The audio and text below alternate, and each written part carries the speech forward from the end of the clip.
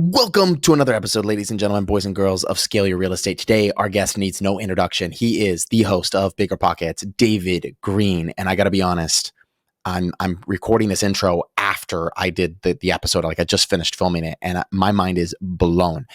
David understands real estate at the highest level. He understands the nuances of how to make it work, of how it's working, and what it takes to win in this game moving forward. Not just the principles that it takes, right? Not just the foundation, but the specific strategies that it takes to rocket to success in real estate. This is an episode, ladies and gentlemen, you will not want to miss. Have your notebook out, take notes. Gosh, I'm the one interviewing David, and I took like 3 pages of notes.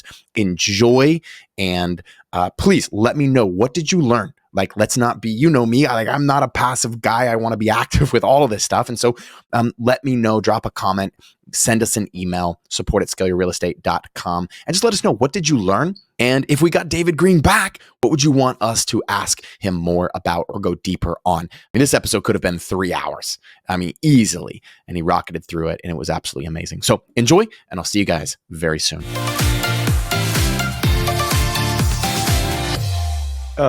You were a promoter of the dream. One of the biggest and best in the world, man. That's how I see you, is like, and that's the truth, is like promoter of this okay, dream. let me ask you this. When have you heard me promote that specific dream? Because I appreciate you saying that. Fair. I guess I get our industry does that. And I get lumped into the industry. I 100% agree. Real estate influencers, to convince people why they should give a crap about what they do with their money, they say build passive income so you don't have to work. But there's a difference between not having to work and like work being bad. You know, like my argument is, I tell everybody I got financial freedom and I didn't stop working. I still work. I'm still working. Like there's just a principle that I've developed. I don't know what I'm going to call it. Like the second law of nuclear thermodynamics of David Greene. Like anything you don't pay attention to will fall apart. You stop looking at your portfolio, you let your property manager look at it, falls apart. Like your up-level martial arts stuff, you stop paying attention to the people that are leading that, you stop showing up, you don't look at what they're doing, P&Ls are going to fall apart. You're going to get an instructor that gets a big ego, starts making it all about him, you're going to have a mutiny on your hands at some point. You know, that happened with David in the Bible with his son Absalom. Stopped paying attention to what was going on, had too many kids with too many different women, couldn't keep his finger on the pulse of what was going on, had a full mutiny happening right underneath his nose, didn't realize it until they were coming to kill him, his own son, right? You stop paying attention to your employees, you stop paying attention to your business, you stop paying attention to your health, you stop paying attention to your relationship. your wife. There is nothing. Yeah, your wife, right? Because you called her baby. Like, you wouldn't call her babe or baby on a podcast if that was not a priority for you, that you don't let that get messed up. You stop paying attention. I'm learning that on the daily. It's not I'm learning, but yeah. So you're learning the second law of nuclear thermodynamics. Like, if you don't pay attention to it, it falls apart. There is nothing passive. It's not like you go lift a bunch of weights and get really strong and you're like, I'm done. I got there. I'm strong for the rest of my life and I don't have to do it anymore. I lost a lot of weight. I'm in shape. I don't have to do it. I learned an inside crescent kick. I don't have to practice. Like, there's nothing that works where you develop it and you're done. Even if you think you have something like that, new software comes out, the world changes a little bit, competition comes up, and they take what was once yours. So you have to pay attention. You're going to do some form of work. Yeah, I think Tony Robbins says, where energy goes, focus flows. And I feel like that's in essence what you're trying to describe. It's let's call it the anti-passive method, which is you gotta put focus into it. That's a beautiful thought process, man. I only say it because our industry is terrible at selling a dream to people that isn't true. Like, you see a sponsored ad on Instagram, you watch a webinar, and they're like, I'm going to teach you how to make 7 figures a year from passive income. It's not passive. Like, those guys are working harder than the people paying to take their courses. Like, they're all working hard. Give me some new messaging then. Just out of curiosity, like, I'm just going to ask a selfish question. Like, coach me for, like, I'm doing that now. I'm teaching people CoLiving, and I'm using some of that same language of make it passive and do that. But how do you present it in a way that is more authentic? Is really what I hear you saying. Because you can make it passive-er. You make it more passive. Yeah. But it is not hands off. So like CoLiving, let's say you have 5-6 people living under the same roof. What happens if you just don't talk to anybody from that house over a 12-month period of time? If nobody talks to them, then it'll hit the fan. Yeah, it devolves into chaos. You have the ultimate fighter in your home. You're going to have freaking UFC dudes like just going at it, passive aggressiveness, spilling over the edges. People are going to be poisoning other people's cats. People are going to be sneaking in gerbils. Like it's going to turn into chaos if you just spend 12 years and don't pay attention to any, like don't clean your kitchen for a year and tell me what that ends up looking like, right? Like evil in a sense. But when it comes to money, different story. Wow. Man, I feel like there's some stand-up in your future. I just feel like I've been getting that, man. We had a Joe Rogan vibe of just like, this is funny, man. This is great. I'm sorry to come in firing like that. You're freaking hilarious, man. No, I'm going through my head lately. Man, I was thinking about you before this podcast, and I think of you, and I really want to pick your brain in this area. I think of you as like a modern day Napoleon Hill. Like Napoleon Hill was, and I don't know how many people know the story, but like Napoleon Hill was hired by Andrew Carnegie to just go study successful people. And that was like literally his life. That's what he got to do. And like just thinking of the perspective that you have of being host of Bigger Pockets for, I actually don't know how many years it's been, 5 years, and interviewing hundreds of people and now not just getting to see them in their height of their success, but now like I'm sure you've like followed up with those people and you get to see whether they succeeded or failed. And so I would be remiss on this podcast, like to not pick your brain on that. Like that is even the perspective that you just shared, I feel like comes from you watching people and realizing like, okay, no, if you don't pay attention, like that guy's going to fail. Like, so what are some of the commonalities, if you will, or the traits of people who are successful over the long term, speaking from the perspective that you have of like just seeing a bunch of people in this game? I'm talking like specifically in the real estate game. What are you able to see from your vantage point? Well, are we defining successful as like they continue to make money and run a business so they don't just disappear into the ether? Yeah, fair for the purpose of this. Yeah, that's a great counter question. Yeah. Like part of the problem is, can you tell me one real estate influencer from 5 years ago? What a great question, man. I want to say Cardone. Obviously you, Brandon Turner, like you guys have been around, but those are the three names. But if we go back 10 years, maybe, right? Like before the Bigger Pockets podcast, can you think of who was the real estate influencers that were teaching people how to sell real estate? Yeah. And no one knows, right? We can't remember. Like I've asked this question, so I have a lot of time to think about it. There was like Dean Grazioso. He would have commercials on. Sounds like you don't know who that is. I do. I didn't know he was into real estate though. Yeah, that was how he got started. He would do these commercials like, I'll teach you how to flip a house. And he'd put a big paycheck and look how much money I made doing it. Like that's what people are doing. Armando Montalongo was this like house flipper, I think in Southern California, that like had a TV show for a short period of time. Grant Cardone was pretty big, but he didn't stay just a real estate influencer. Like he grew into a business overall person. Hardly anyone remembers any of the personalities that were in this space. They come, they're amazing. Everyone talks about them and they're a flash in the pan and then they go again. And I think the reason is a lot of them are not selling principles. They're selling a strategy. So on my team, we have these talks. Like, do you remember in NFL when the Wildcat offense was a thing? I was homeschooled, man. Not the best guy to ask. Well, but you still had TVs, didn't you? You were just too busy. Zero TV, man. Okay. You were too busy reading books and studying martial arts and doing things that really helped you in life, right? So the Wildcat offense was this thing that the NFL teams were doing where instead of spiking the ball to the quarterback or hiking the ball to the quarterback, they would hike it directly to the running back. And the defenses did not have enough time to figure out, like, what is he going to do? And it was working. Like, it was just confused everybody because defensive players have neurons in their brain that are trained like, this is the way I'm supposed to fight. Maybe a better example might be when the UFC was new. If you were watching that, like you take a kickboxer who's used to fighting a kickboxer, a Muay Thai guy who's used to fighting a Muay Thai guy. There are things that they probably could do by the rules, but no one does. You're just not trained that way. You don't think like that, right? So the Muay Thai guys are going to kick each other, punch each other, get into a clinch. They're going to throw knees, elbows. They are very good at knowing when I'm in a clinch and he moves his elbow this way, it's good. The other side's coming with this or that, right? Like their brain recognizes those patterns. Well, then you throw them in the UFC with a guy that does jujitsu or a guy that does shoot wrestler, catch wrestling, or like something they haven't seen, and your brain just scrambles. Like, I don't know what to make of this. It gives the person an advantage in a short period of time until their brain recognizes the patterns. After a while, the Wildcat offense just faded into oblivion. Nobody talked about it anymore. After a while, everyone, like, martial arts became mixed martial arts. People started training in multiple disciplines. So now when you're like trying to box a guy and he shoots and takes your legs out, that doesn't surprise you. You learn how to sprawl. You learn how to recognize the weight shift and what's going to be coming. Your brain sees the patterns. Okay. I'm just using the martial arts analogies because I know you're really good into it. Please don't take that as me thinking that I am actually anywhere close to what you do. Because I talk about them way more often than I actually do them, and it gives this impression that I'm a badass, which is not the case, right? Tell people. Someone told me to ask you about that. They were like, ask who would win. I was like, what should I ask David Greene? They're like, ask who would win if you guys got in the ring together. I was like, you already won, bro. You've already won. I tell people this all the time. I am very good at fighting against people that don't know how to fight. I got a lot of fights as a cop. I had a lot of experience with physical stuff with people who are not trained and don't know what they're doing. It is a wildly different experience. When you could go against a 16-year-old that's been training since he was 8, I'm probably going to beat up by a 16-year-old, and I'm not joking. Like, that will happen. Like, it's how much time you have in that thing makes a very big difference. So, what were you talking about? The flash in the pan stuff, right? Strategy.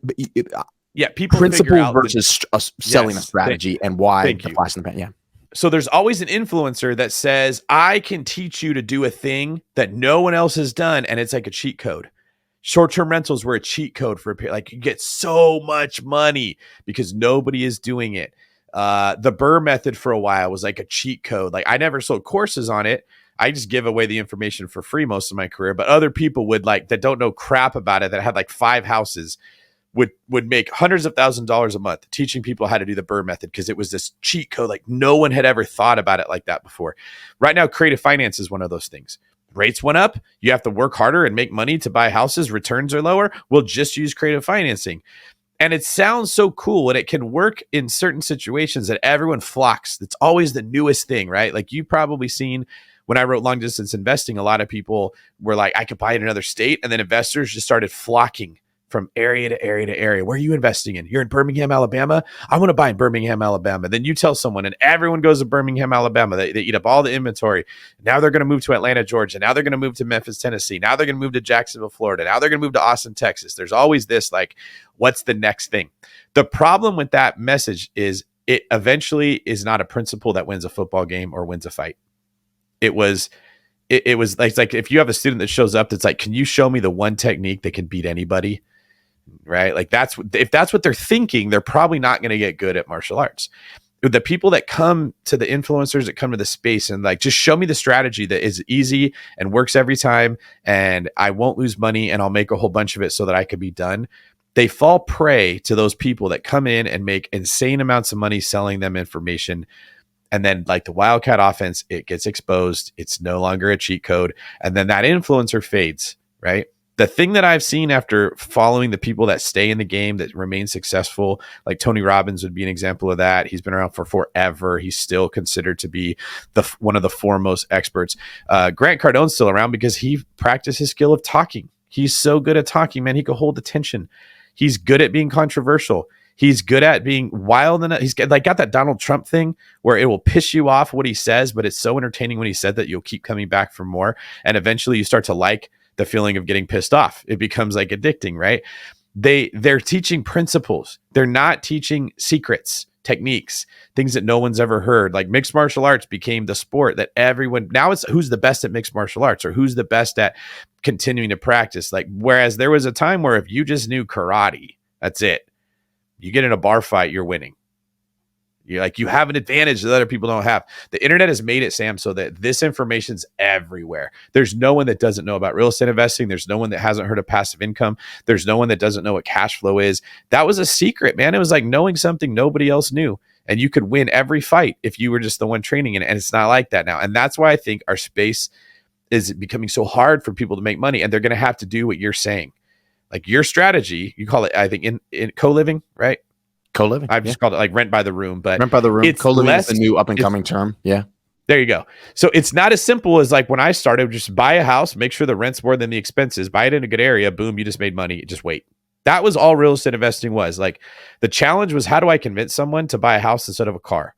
How do I convince them to buy real estate instead of spending their money on dumb stuff? It was all mental things. Then everyone accepted, okay, I want to buy real estate because I want to make money and I don't want to waste my life. Well, now there's no real estate to buy. Now you got to be creative. And you have to find an angle that other people don't see or aren't willing to do. And co-living, to a degree, self-management of short-term rentals, house hacking. I have this phrase I call like real estate goggles. Like I look at a property and I see angles that other people don't. And I have a feeling you're the same way. You look at a house and you know right away, bad for co-living, good for co-living, possible for co-living. We'd have to change these things. You have goggles that you can look at a property and you see an angle that you have to have that now.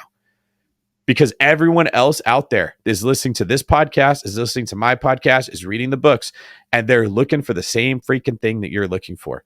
They're all studying the martial arts. Now it's about who goes the most, who trains the hardest, who listens to their coaches, who has the best attitude, who stretches, who works on their own time, right? Like now it's the principle. Are you trying to be better than the competition? And maybe, I'll take a breath here and let you jump in because I've been hogging the mic the whole time, but that's what drives me nuts about the way that it gets taught. They were selling a message that you can make money easily, and we're not telling them the other 5,000 people are also getting the same course you are looking for the same thing you're looking for, and there's only 2,000 houses that work that way. Right. I think co-living is one of those new and up and coming things. And I'm taking this as like a person. I'm taking notes for me personally. That's what I love about interviewing people, man. It's like I feel like I'm just like asking selfish questions to really help me. But this will change. This will change how I go about sharing co-living with people, because you're full transparency. Like I've been sharing it as it is the new up and coming strategy. Pad Split just hit 60. I had Atticus. He's a CEO of Pad Split on the show, and they hit 6,700 rooms. Bungalow just got a $600 million valuation. They're basically a property management company for co-living. It's all they really are, but they're kind of like a tech company, right? So it's becoming like, the way I see it is, as short-term rentals kind of get a little bit more difficult, a little bit more saturated, co-living is definitely taking off in that fashion. And I'm guilty of, here's the strategy, it's the newest thing. Like, but you're right. Like I'm processing what you're sharing is like, if I want to be here in 10 years, I need to be teaching the principles of financial freedom. If I want to like do this for a year or two, like, cool, that's the strategy. So what are, you've been around a long time. Again, I just feel like I'm picking your brain on what you've seen, but what are the principles that people need to let's look at why co-living works right off the bat. First off, it's less passive, which means less people want to do it, which means there's less competition. So like the first principle we could share is find a high barrier to entry. Find a thing that is hard. That is the opposite of what most people get taught. They like, it's easy, right? Wow. Remember, were you around in the 90s? You old enough to remember that time? I was born in 91. Okay, so you might not remember. There was this thing in the 90s where exercise equipment was sold, and they'd have this like woman on the ab roller, and like she's smiling, and it's like so much fun, and like it's like watch TV from the comfort of your home and get a six-pack without sweating, or the Thigh Master, or the bun roller, or like it was always, they were selling exercise equipment and marketing it as it's easy. You don't have to try hard. And nobody really looked that great in the 90s. Okay. And then CrossFit came out, and you saw these like animals, man. You just saw these like savage monsters with like, a waist this big and shoulders this big and super shredded. And you're like, what are they doing? And you saw what they were doing, and you're like, oh my God, like that's basically abuse. Like most people that haven't been through sports or some hard things, they could not handle a CrossFit workout. Right. In fact, it was so bad, so hard, they had to create a cult to get you to stick with it, because you never would go back unless they're like, we're your family now. That's the only way they could make that work. Is I don't think I've heard anyone else say it. Like, it's just the observations I had. Like, we have to make this your family, your everything, your identity. You have to wear CrossFit clothes. We have to make a CrossFit die out. Like, we got to basically turn this into this like David Koresh style, like, like facility that we are your people now, because anything less than that and you'd never go back. It was incredibly difficult working out. And that was the first time that I saw, oh, you're telling the truth. If you want to be good at something, it's effing hard. It's going to be really hard if you want to be like, if they have exceptional body, exceptional fitness, like the CrossFit people had, you're going to have to find a community to even get you to stick with it. Because you can't just like, I don't do CrossFit. I just show up at a gym. I lift weights. When I get tired, I stop for a minute. I catch my breath and I go lift weights again. Like it's like exercise, but it ain't the same as what those people are doing. I can't even consider it the same thing, right? So run to hard. Find a high barrier to entry. Find a thing other people don't want to do. Pad Split is probably making a bunch of money because they developed a CRM before there was a huge need for it, and they did the work that other people didn't want to do, right? It was hard. Everything that we respect is hard. Any form of excellence is hard. Why do we universally respect black belts? Because they're hard to get. Why do we universally respect people that are wealthy or have financial freedom? Because it's hard to do. So the first principle I would say is like, look for something hard. You want barriers to entry. If it is easy, BlackRock's going to come in and do it. That's my philosophy. if they make it easy to get a black belt, BlackRock's coming in to take all the black belts. If they make it easy to buy real estate, the hedge fund's going to come in and you're not going to have a chance to compete. It's so counterintuitive, man. Like it's just like an opposite. Like we're looking for something. I see that all the time. Just the pull towards what people are looking for right now is easy. And this literally goes back to the first conversation we had, which is how we first started this conversation, which is like, this is what Americans like. This is the dream we've sold them. It should be easy. It should be completely passive.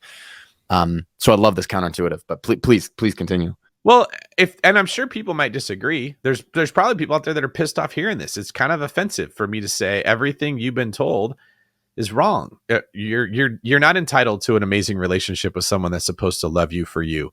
You're going to have to earn that person loving you with the way you treat them and the things you do for them. If you're a man that wants to be respected by your women, you have to be the kind of man that demands respect or deserves respect, maybe, right? If you're a woman and you want to be cherished and adored, you have to treat a guy in a way that makes him love you. It doesn't just naturally happen forever. Like, you got to have to work for it. Why are we shocked when that's the case? When, like, if you want a good body, you have to work for it. If you want to make money, you have to go to work and do something productive. Like, this is the rhythm the world operates by. When we want to get better or stronger at something, we find a way to create resistance. That's what a weight is. It's resistance. Like, run up a hill, it's harder. Swim in the water. Swimming is not easy. Like, you're seeking difficulty to get stronger. I don't know why we think that principle shouldn't apply to money. It's like I was saying, like, money is this weird thing that we just take everything we know about the world, we turn it upside down, and we pretend like it's real. But it's not, right? I would say there's another principle of synergy that you're going to have to learn if you want to be successful for the long time. And that involves building momentum. So the first co-living place you got was probably incredibly difficult to put together. You had tons of mistakes. People were pissed off. You bought the wrong house. It didn't have enough bathrooms. There wasn't enough parking. Entire properties you bought, probably you regret. Like, this sucks, man. Like, I wish 100%. I wouldn't have done it that way. But by the 5th, 6th, 7th one, all of a sudden you start recognizing patterns. You start noticing this would be a problem. I don't want to do it, or I could do it this way. That would solve that. And then you took principles that you learned in previous homes, applied them to future homes, got easier. Then you could scale. Same thing with your it's up level now, right? You changed the name, right? So there you go. Thank you. You developed a curriculum to teach students. You did it for years. You saw what worked. You saw what didn't work. You saw what made them stay. You saw what made people leave. You saw the culture that they wanted. You saw the right type of instructor has to be a mix of skilled at what they do, but also good with people. Like, it's hard. They can't be a pushover, because then the kids won't progress, but they can't be Cobra Kai, because then they don't want their kids to go. But you recognize there's a type of person. There's a principle here that I could hire. When you had that, now you can scale. You could have 5 up levels if you want. You can use the same curriculum for everyone. You can use the same hiring processes for the instructors. Now the instructors actually have a community of each other. They've got a bit of a CrossFit thing going on, right? Danny over there is really good at this, and Joey over here is really good at that. They kind of rub off on each other and makes everything better. That's synergy. It's like when you're on a sports team with other great players that make you want to play better, or they're like, hey, I noticed that you're doing this thing wrong. Switch it up here. Now the coach doesn't even have to teach them. Other players it all comes down to improvement, but you want to create an environment where synergy can thrive and everyone can get better together. If you're not getting better, then, down level martial arts is going to try to steal your clients. There's a competitor out there who's going to want to come in and take it, right? If you're not doing a good job with your partner, with your spouse, like, there's another person trying to slide in those DMs, and like, that's not fair. It's not right, but it's going to happen. You have to be understanding that a lot of the world is competition, and we are uncomfortable with that. We have a Disneyland view of how we like to think things work. We like to think that person would never quit. They would never leave and go open their own gym. They would never take my ideas and go do something else, but they absolutely will, because that person wants free money. They want something easy. So maybe that's the third principle. The second would be synergy. The third one would be you are always competing. You're competing with other people. And if you have no competition, you're competing with yourself, because you want to be better every day than you were the day before. Find something with a high barrier to entry. Reminds me of a story I heard the other day. I was interviewing someone. He told me the buffalo story. he said buffaloes are like the only animal, like when the thunderstorms come at them and they're on the plains of, Kansas or whatever, like they just turn towards the storm and they're like trained instinctively to run through the storm. It's like running towards what's hard. And like when they do that, guess what? The storm is over faster because it's coming towards them and they're going towards it, and then it's done. I always thought that was a cool story. So high barrier to entry, something that's difficult. Find a community and find some synergy. I didn't hear you say the word, but my brain was kind of translating it as like, look, there's some systems you need to have in place. And as you build that momentum, you will create the systems can capitalize on synergy, right? Systems take synergy and efficiency, and they like harden or what's the word I'm looking for when you take something and it like hardens. Can't think of the word right now, but so it just solidifies it, crystallizes it. Yeah, crystallizes it. There you go. Like it takes what worked and you like immediately crystallize it into a thing that stays that way and now can be repeated over and over. You can take the leads, the opportunity, the data, whatever it is, and you can put it within this contained system where it will stay there and can be repeated. It's beautiful. And then always competing. What's the saying I heard is like nothing fails like success. I don't know if that really fully relates, but just this idea of we can get so successful that we get soft. And I feel like even in America, I've been kind of preaching this a little bit recently of like, even in America, like we've become so successful, again, full circle back around how we started, of like, we can get a little soft and then like someone eats our lunch. It's literally, dude, that's a principle of life. Okay. You've heard the saying like tough times make hard men, hard time make easy times make soft men make hard times. That's that principle. That's a way of just describing what that is. Think about like, there was a boxer, I don't remember who it was, who said it's really hard to wake up to run at 6 a.m. when you're sleeping in silk sheets. Have you heard that phrase before? Dude, this is my wife. She sleeps in this room. Our master bedroom is like completely black. And I have this bonus room where I'm talking to you, and I love sleeping up here. And she's like, because sometimes I'll be like, baby, I'm gonna sleep in the bonus room. But like, I don't have shades. So the sun comes in, heats it up, and I wake up. But when I'm in the master bedroom, like I sleep later. So anyway, just well, that's like the Conor McGregor problem. The guy was beating everybody. He becomes worth $100 million plus, and he still trains harder than every human being that we know, but he doesn't train as hard as he did when he was a poor man from Ireland that had nothing, right? There's a dichotomy that we all seek comfort. We fight to get out of discomfort, right? I'm tired of being poor. I'm tired of being fat. I'm tired of being alone. I'm tired of having no confidence. And then you get an opportunity and you grab a hold of it and like you ascend and you feel this amazing feeling of progress, which you've heard Tony Robbins talk about. Like that's what makes you happy, is seeing progress. And you escape your discomfort and you find comfort and it freaking destroys you. You get fat again. You stop training hard. You don't want to wake up in the morning, right? Like I have this temptation in my life. Like when I was a cop, I was working 100-hour weeks. I knew I didn't want to stay doing that forever. I wanted to have a family someday. I saw the way that the public was turning against police officers. Like it was a miserable place to be a cop in the Bay Area of California. And I knew I'm not going to get out of it unless I work really hard. And I just outworked everybody. And I bought this real estate. And then I got an opportunity I was selling houses, which I didn't love. So I really wanted to build a team, because I didn't want to have conversations all day long with people that just drained me. And then I got a chance in the podcast. I'm like, dude, I'm not going to blow this. I'm going to be the best podcast host the world's ever seen, or at least the best I could be. And then I achieve all those things. Yes. And it's like, where'd that edge go? It's not like I'm lazy. All right. I don't want people to think like David Greene is lazy, but compared to David trying to get to this point, I was a junkyard dog. Okay. And I'm a little bit more of like a nicely groomed Malinois. Like, I don't want to get up at 6 o'clock in the morning and hit the streets running, right? Like, I want to work out when it's more comfortable. And comfort is a thing that absolutely like destroys ambition. And like, it's like we were saying earlier, that's what's happening in America. We are so affluent. We have so much money. And I know we love in our country to complain about how we don't have enough or someone else has more. But if you compare us to the rest of the world, dude, our poor people here are wealthy compared to like medium class people in other countries. We just have lost perspective because we have so much affluence. It is easier to be alive than any time. You can make $100,000 a year showing people how to put makeup on YouTube. That is not a tough existence if that's all you have to do to be successful, right? So it has created this comfort that does destroy character. It destroys work ethic. It destroys ambition. It really destroys the parts of us that bring out like who Sam is. You learn more about yourself going through incredibly difficult experiences in martial arts than you did sitting on the couch watching Netflix, right? Like it's the hard things in life that squeeze you, that reveal what's real. And you find out I am most David when I'm in adversity, and much more so than when I'm sitting in a nice temperature controlled restaurant eating food somebody else made. And so I think like you lose a lot of what makes you unique when you get in a comfortable environment. Man, it's so brilliant. I just so appreciate you sharing this so authentically. I literally, this happened today. My wife and I sat down, we had a chat, and we decided to go to Mexico to move to Mexico for at least 6 months.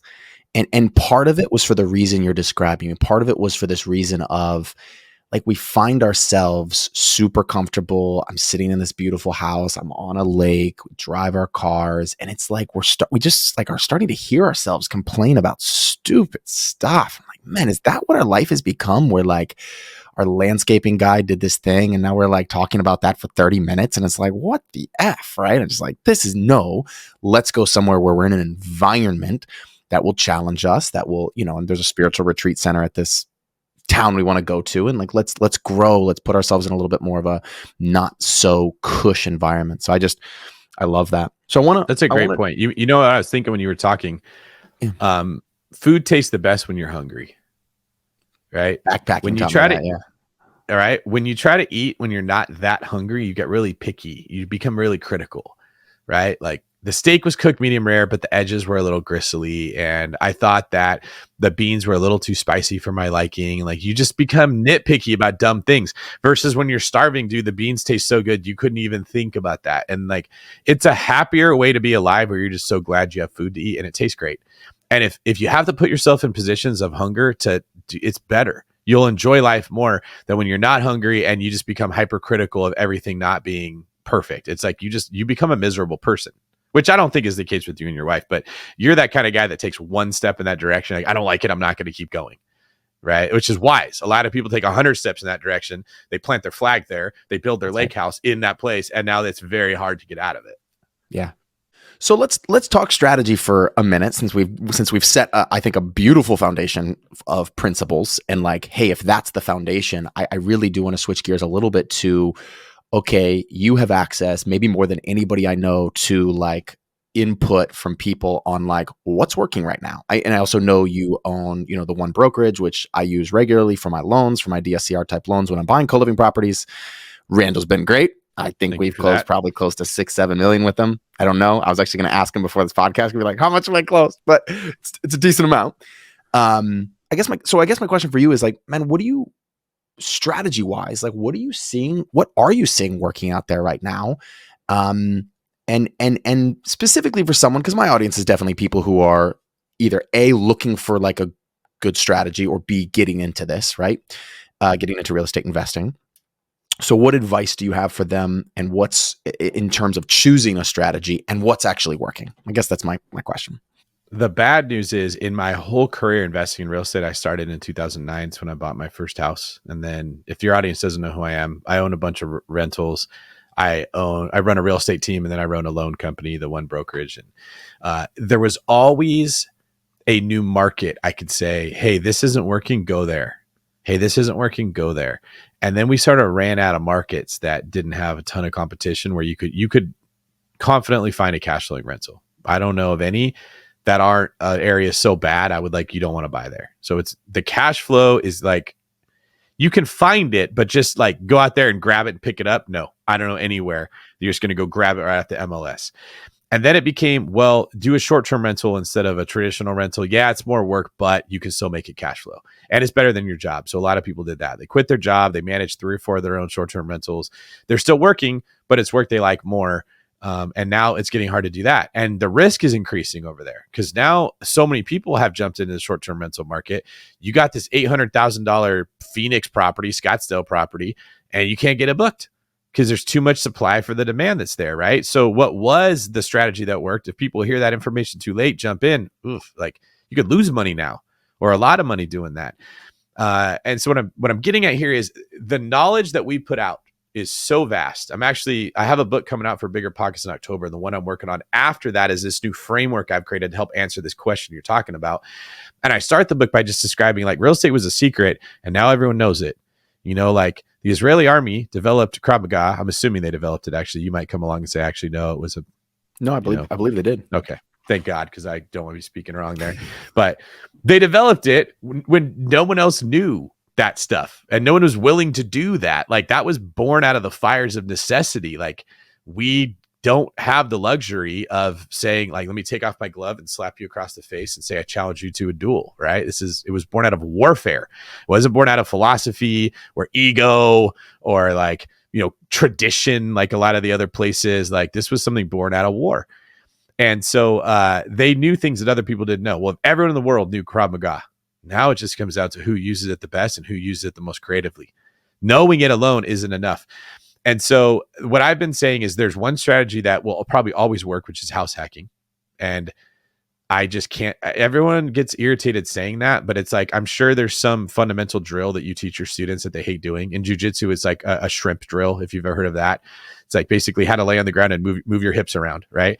No one likes doing it. I don't like doing it. It's freaking boring and it's very tiring and it's not fun, but it's like the best thing you could ever do, right? There's always in every sport a fundamental. And it's kind of simple too. It's like a pretty simple move. Which is why it's boring. You're like, That's not cool. I want to learn the flying squirrel. I want to flip up in the air and do all kinds of crazy stuff. But like you do that and you make it like a basic, like you don't even think about it anymore. Very powerful. I think everyone should house hack one house a year. Just get an FHA loan, get a 5% down conventional loan, house hack, and figure out how to make that work. There's different ways you could do it. You can change the floor plan of the house to make several units. I've done that many times. You can do the co-living thing that you're doing, which is like just buy a house with a whole lot of bedrooms, live in one, rent out the other ones. That's a powerful tool that's going to make you a millionaire someday, and it will work in any market.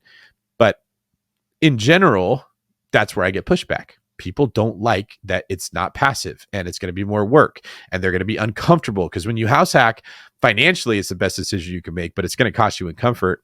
You're not going to get to live in that big old house all by yourself. You might have roommates. You might have to split that house up into 3 parts and live in a small part of it. It's going to cost you something, but it isn't going to cost money.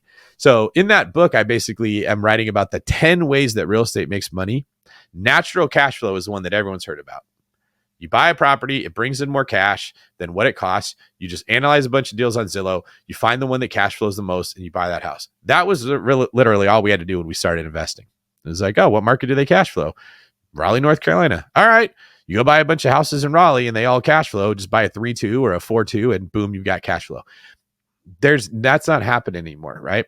So I have this framework that I analyze every deal through. There's 10 ways you can make money. Natural cash flow is one. The first of those 10, and I'm going to relate this to your question, is buying.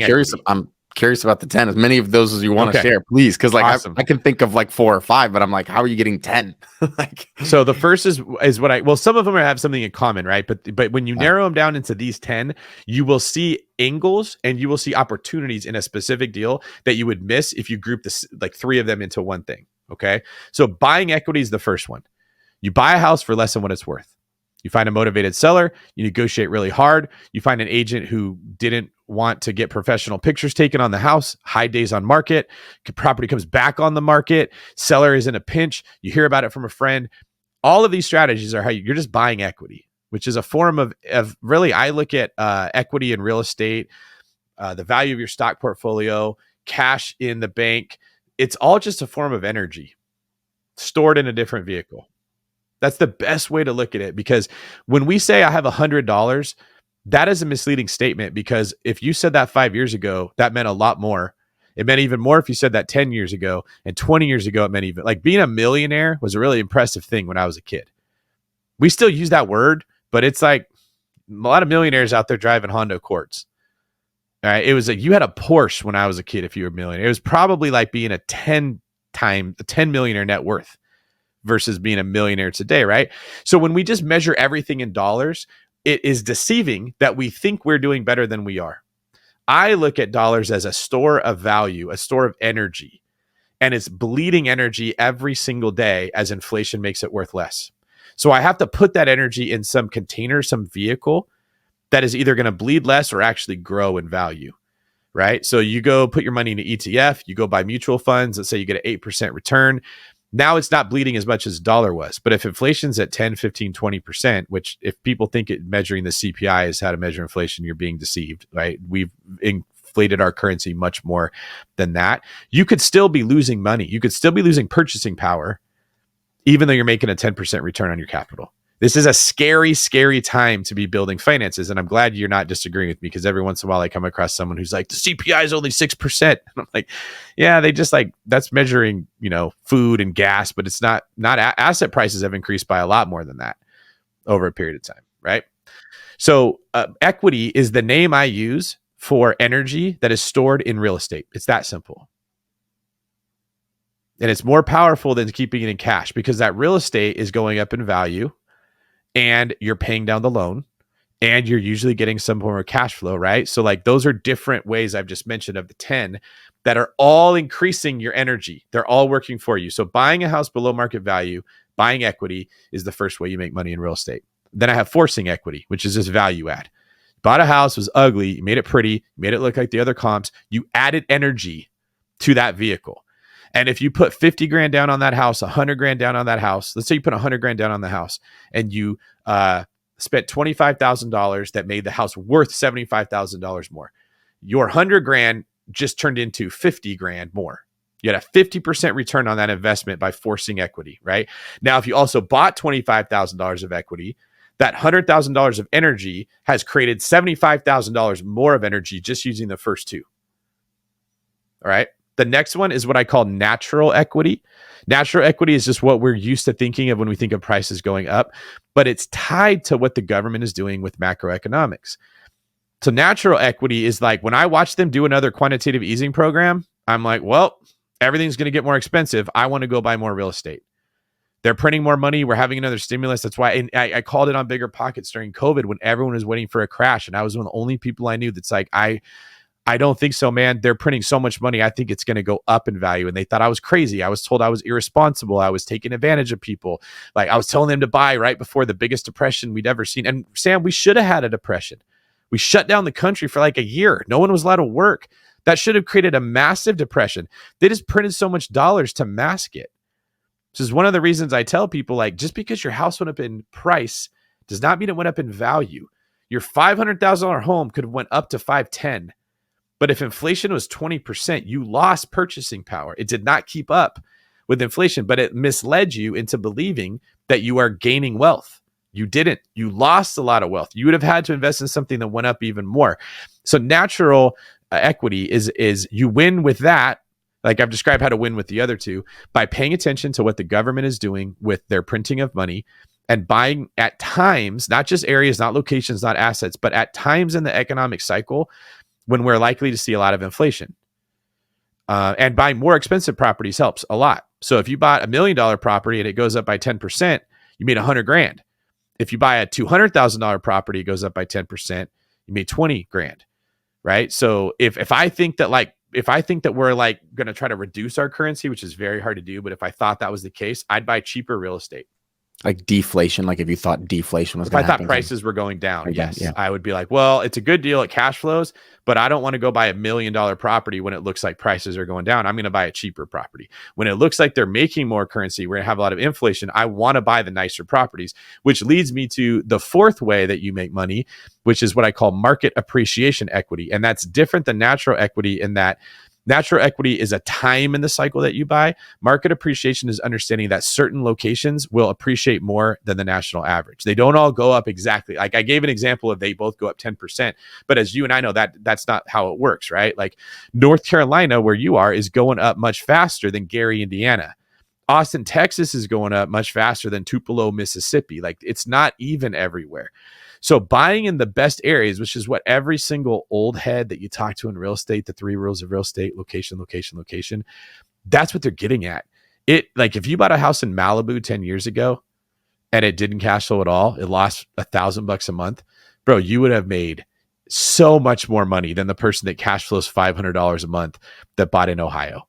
You can't even compare, right? So market appreciation equity is playing the odds of recognizing where are people moving to, where are businesses moving to, Where's the money going? Like, you want to know why North Carolina real estate's doing so well? Texas real estate, Tennessee real estate, you've seen Florida real estate. It's because Californians are going there. Idaho, Arizona, like to some degree Nevada. When people with a lot of money go somewhere, we push prices up. I used to sell Bay Area real estate like 8 years ago just because it was so much more expensive than everywhere. Dude, there's places that are just as expensive as Northern California real estate that never were the case. You go by in South Florida, prices are almost the same as what they are in the Bay Area. All that New York money moved there. We tend to talk about equity as if it's this, like, you just got lucky, right? You can't guarantee that it's going to go up. Like, it just happened to go up. But yeah, to a degree you can't control it, but does that mean it's not reasonable to expect that Miami real estate is going to increase more than North Dakota real estate when the people in New York fleeing COVID all want to go somewhere warm with a business friendly environment, with a governor that's saying come here, and a mayor that's creating tax incentives to bring high net worth company? Like, of course it's going to go up. Why do we talk about it like equity is not guaranteed, but cash flow is the only way you can know? So market appreciation equity is studying where people are going, why they're going there, what political environments, what business environments, what's happening in the news. Everyone's going to Tennessee and Texas because they got no state income tax. I live in California where they're now I already pay 13.5% state tax on the money I make. It's not sheltered by depreciation, right? So if I make $1 million, it's $135,000 on top of the federal taxes you got to pay. Now they're trying to create a 15% tax on short-term rentals here. Like, people are going to leave. Where are they going to go? So understanding that is another way you can make money out of the 10. Then that's the equity group. Now you have the cash flow group. You have buying cash flow, which is just a way to make money in real estate where you're just buying a REIT, buying a syndication, buying a note. I've done stuff like that where I just bought a note and people pay me their mortgage. It's kind of like a defensive tool that I use. So, like, let's say that I'm banking really hard on market appreciation equity, and I really believe they're going to go up, but the cash flow is lame or maybe non-existent when I bought it, right? Well, I offset that by buying cash flow somewhere else where I'm getting no equity, but the cash flow is solid enough that it protects the bet I'm making on the side. That's a concept I call portfolio architecture. Designing a portfolio that's like a basketball team or a football team. You don't want all the same players. This guy protects me in this way that allows this person to do better what they're going to do. The next is what I call natural cash flow, which we already discussed. Just, you buy a property because it makes cash flow. You analyze it, it makes more rent than it does expenses. You've got cash flow. The third one I call forced cash flow, which is one of my favorite strategies and pairs well with your co-living. This is buying a property and finding a way to make it generate more rent than it normally would. So you buy a 5-bedroom house, it could rent out for $2,500 a month, but you rent it out by the room for $900 each. It's $4,500 a month. You forced cash flow. It's like forcing equity. You found a way to make that property add value to it that people missed. This is where I'm getting to. You were saying what opportunities are out there, right? Taking a regular traditional rental, getting a short-term rental permit, and doubling or tripling how much money it makes. That's the way you force cash flow. One of the strategies we use for our clients is we find you a house in the area you want to live. Maybe it's built on a hill. The house itself is fine, but it has an entire basement. Often houses on hills will have that. That is it's not developed. It's got like just drywalled floor, and plumbing's run to it, but no bathroom. Electrical's run, but you couldn't live there. You can't just put a bed in it, but you go and you put sidings, you put carpeting, you build the bathroom out, you put a little kitchenette. You have an entire freaking unit that you can now rent out for maybe $3,000 a month that you spent like $40,000 to put together because you saw an angle in that house that other people missed. You had those real estate goggles, right? That's a form of forcing cash flow. And you got to learn to look at deals and see what your competition is missing because they're just grabbing the house, running the numbers on Zillow. It doesn't work for natural cash flow, and they're moving on. And the next one is market appreciation cash flow, similar to the equity model, where you look for demographics and fundamentals that are reasonably likely to increase rent in an area.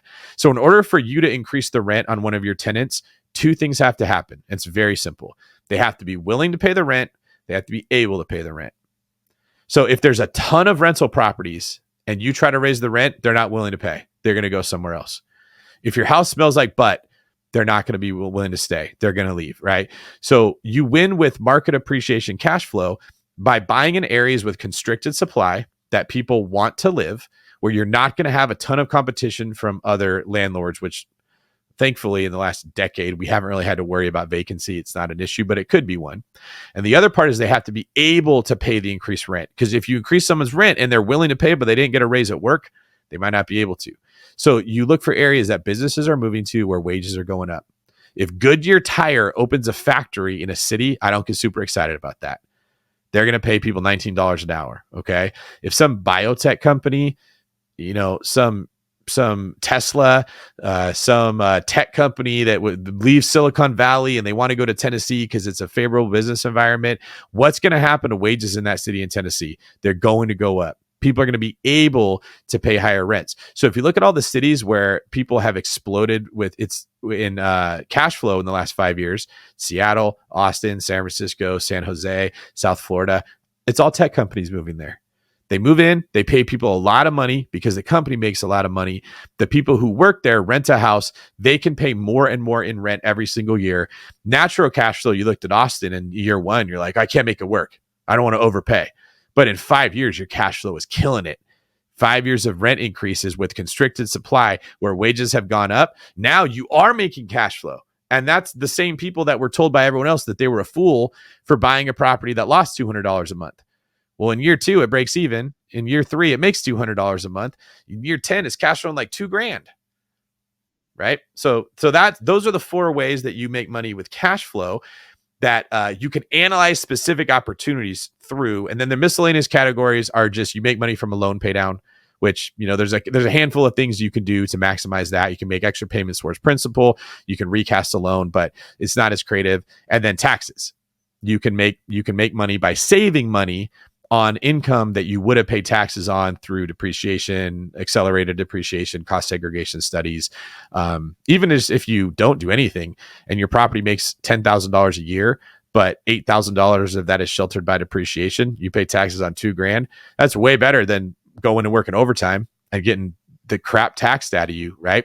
So this framework was created because you're not just going to go out there and find a cash flowing property and buy it and say, look at me, I'm a real estate millionaire and you should follow me on my YouTube channel and sign up for my course. You now have to have this framework and you got to look at every deal and say, okay, the market appreciation equity is very strong, but it doesn't cash flow. Can I force cash flow? Okay, that floor plan will work for that. I can do co-living there. All right, well, am I going to be able to raise the rent on these people? Oh, probably not, man. This is in Topeka, Kansas, and there's not a lot of jobs. All right. Well, maybe if I go into this area where jobs are moving and I get market appreciation equity, then the market appreciation cash flow will help. There's a value add component here. I can actually force equity and I can force cash flow. Dude, if I could buy that thing below market value, what looked like a boring deal is a freaking grand slam. You're walking in with like massive wealth, right? But not everyone's seeing those angles. So that's the book that I'm wanting bigger. Do you have a title for this book yet, or are we titling it yet, or we no? No, we're leaning towards, or I'm leaning towards calling it like the cash flow critic or cash flow critic or something, because I have these conversations like I'm having with you. Yeah. And all that people hear is David Greene says cash flow doesn't matter. Like they can't get past which is not that it doesn't matter. It's that all of these things, like if I just looked at your portfolio, I'm sure the cash flow is nice, but it pales in comparison to how much equity you've made buying in the right market. It's true. Right? It's but true. But there's this stigma of equity, like it's risky, like you can't guarantee it. It's bad to teach people to invest for equity. Yet every wealthy person we know, they measure their net worth. Their cash flow is like the second thing that they think about, right? Cash flow is important, but it doesn't make you money. It just keeps your property alive. What makes you money is holding it for a long period of time, letting it go up in value, and paying down the mortgage. So I've sort of adopted cash flow to be a defensive metric. It's not build cash flow so you can quit your job. Build cash flow so you don't have to work anymore. It's build cash flow so you can pay your mortgage. Plan for 10 years down the road, 15 years down the road, and have multi-millions of dollars, and then convert that into cash flow somewhere else, right? Go invest that money into a triple net property, go buy a commercial property, pay off some of your real estate, and then you have plenty of cash flow to live on. Man, I hope people were taking notes, because I just took a whole page of notes. I'm going to get the book as soon as it's out. Let us know, I'm sure. Man, I could talk to you for 3 more hours. I'm I'm not hitting on you, but I just freaking love like just listening to you talk, bro. Like I could just sit here and like sit with my notebook. Thank you. Thank you for being on, first of all. And like I had like literally a million more questions I was going to dive into, but this was exactly how it was supposed to be. Thank you for being man, such an expanded and nuanced view of real estate. Like it's not just the traditional stuff that you hear. I mean, I've been in this space, and in masterminds and groups, but like listening to you talk, I'm like, wait, that's a new nuanced distinction. That's a 2 millimeter, as Tony Robbins talk about. It's like the 2 millimeter little shifts that makes all the difference. So I appreciate you sharing it. I appreciate how you come at this from a standpoint of principles. My parents were just so big on teaching. Like I literally taught a seminar yesterday to my martial arts team, my martial arts instructors, on a principle-centered life, which they talk a lot about in this book called The 7 Habits of Highly Effective People. And he's just like, look, man, like you got to build your life on principles. You can't build it on these other things. And I just feel like you come at it from that perspective. And I value that in you, men. I appreciate you. I could talk to you for another couple hours, but we'll wrap it up and just thank you. I really, really, really appreciate you. Thanks, Sam. Thanks for teaching people ways to make money in real estate that actually work. Co-living works. House hacking works. Like it's not easy. You're going to work a little bit harder, but it's a legit way to take advantage of market appreciation, equity, natural equity, forcing cash flow. That's literally what you're teaching, right? And so I wanted to explain those 10 things so that I could co-sign on your method versus some of the other like flavor of the months where you're like, let's find an old lady and take advantage of her by buying her house. Well, they're buying equity, but you're ripping people off. Like there's a lot of wholesalers out there, and that's what they do is they just look for a person who doesn't understand what they have. And that's how they're taught to make money in real estate. I don't feel good about doing that kind of a thing. Right. So your method, I can say this is what people should do, especially if they're trying to get momentum built. They're trying to build synergy in their business. This is the way you get into it. And then when you get enough of them and you're like, I don't think I want to manage them all. Well, if you bought in the right market, you bought equity, you added value, you forced equity, you can sell them. You can put that money into one asset. You don't have to manage the 40 people or whatever the case would be. But that strategy is a way to get momentum built when I don't see a lot of other options that are viable right now. Yeah, man. And it's the truth is it's needed. It's solving an affordable housing issue. I don't know if you know this or not, but HUD, the Department for Housing and Urban Development, just came out with a recommendation for co-living to every municipality in the United States. They said this is our general recommendation. We are recommending co-living. This was like a year and a half ago now, but just they see it, and people are starting to see it as a fix for affordable housing, as a way to support people in not being homeless and in saving more money and living on less. I like it, man.